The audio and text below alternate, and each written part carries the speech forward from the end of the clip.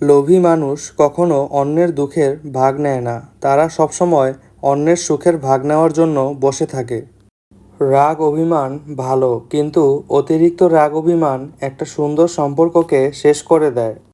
একটা মানুষ টাকার চেয়েও দামি হয়, তার দামটা সবাই তখন বুঝতে পারে যখন সে পৃথিবী থেকে বিদায় নেয়। যে ব্যক্তি আপনাকে প্রকৃত ভালোবাসে, ভিড়ের মধ্যে তাকে পাবেন না, তাকে সেখানেই পাবেন যেখানে আপনার সঙ্গ দেওয়ার মতো কেউ থাকবে না। ভালোবাসার মাপার জন্য বিজ্ঞানীরা আজ পর্যন্ত কোনো মাপকাঠি বানাতে পারেনি। যদি পারত, তাহলে সেখানে প্রথম স্থানে থাকতো মা নামের নিঃস্বার্থ মহিলাটি। তুমি যখন ভালো কিছু করবে, তখন ওরা তোমাকে দেখে হিংসা করবে, তোমাকে দেখে হাসবে, এরপর তোমাকে বাধা দেবে, এরপরই তুমি সফল হবে। আমি কেন ওর বাড়িতে যাব, ও তো আমার বাড়িতে আসে না, এভাবে হারিয়ে যাচ্ছে আত্মীয়তার সম্পর্কগুলো। কারো কথা যদি তোমাকে খারাপ লেগে থাকে, তাহলে এই কথাটি মনে রেখো, যদি সে মানুষটি জরুরি থাকে, তবে সেই কথাটিকে ভুলে যাও। আর যদি সে কথাটি জরুরি থাকে, তাহলে সে মানুষটিকে ভুলে যাও। যারা আমাকে ঠকিয়েছে তাদের আমি দোষারোপ করি না, বরং আমি নিজেকে এখন দোষী মনে করি, কারণ বিশ্বাস করে ঠকানোর সুযোগ তো আমিই করে দিয়েছি। সুখে থাকা মানুষগুলো বোঝে না কষ্ট কী, স্বপ্ন দেখা মানুষগুলো বোঝে না বাস্তবতা কী, আর স্বার্থপর মানুষগুলো বোঝে না সম্পর্ক কী। ডাকাত যেমন গরিবের বাড়িতে ডাকাতি করতে যায় না, তেমনি শয়তানও ভালো মানুষ ছাড়া খারাপ মানুষকে ধোঁকা দেয় না। মেয়েদের হাসি খুব সুন্দর হয়, আর ছেলেদের কান্না হয় কষ্টের, কারণ ছেলেরা খুব বেশি কষ্ট না পেলে কাঁদে না, আর মেয়েরা খুব বেশি খুশি না হলে মন থেকে হাসে না। যে মেয়েটি আপনার সাথে দেখা করার সময় দেরি করে আসবে, মনে করবেন সে আপনার কাছে নিজেকে গুছিয়ে পরিবেশন করতে চায়।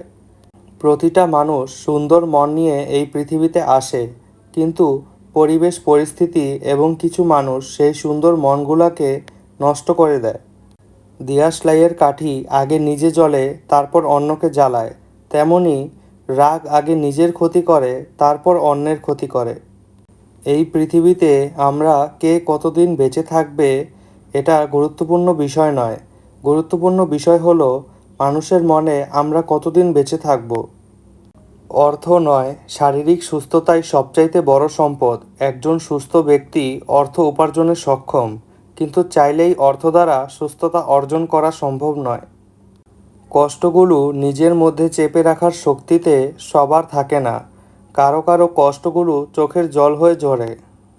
সময়ের সাথে যদি কোনো সম্পর্ক নষ্ট হয়, তাহলে বুঝে নিতে হবে সে সম্পর্কে ভালোবাসা নয়, প্রয়োজন ছিল। জীবনে খারাপ সময় আসবে, মানুষ ঠকাবে, কাছের মানুষ চেঞ্জ হয়ে যাবে, বন্ধুবান্ধব বেইমানি করবে। সবচেয়ে বড় নাটক হাসতে না ইচ্ছে হলেও হাসি মুখে থাকতে হয়, ভালো না থাকলেও ভালো আছি বলতে হয়।